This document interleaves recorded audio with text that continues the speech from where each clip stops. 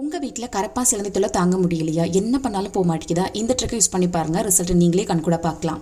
இதுக்கு இந்த மாதிரி ஒரு காட்டன் துணியை வந்து ஸ்கொயர் ஷேப்பில் கட் பண்ணி எடுத்துக்கோங்க.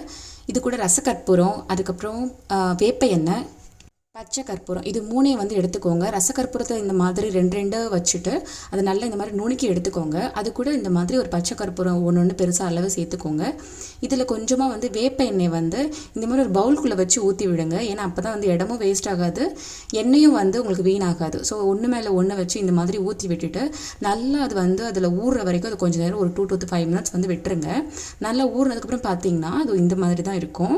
இதுக்கப்புறம் இது வந்து ஒரு சின்ன சின்ன பொட்டலமாக மடித்து ஒரு ரப்பர் பேண்ட் இல்லைன்னா நூல் வச்சு நல்லா கட்டிட்டு வீடை நல்லா டீப் க்ளீன் பண்ணிவிட்டு பண்ணாலும் ஓகே. இல்லைனா வந்து நீங்கள் அங்கங்கே ஒரு கபோர்டில் வந்து ஒன்று போட்டுட்டிங்கன்னா ஒரு 3 to 5 daysலேயே வந்து உங்களுக்கு ரிசல்ட் வந்து கண்கூட தெரியும்.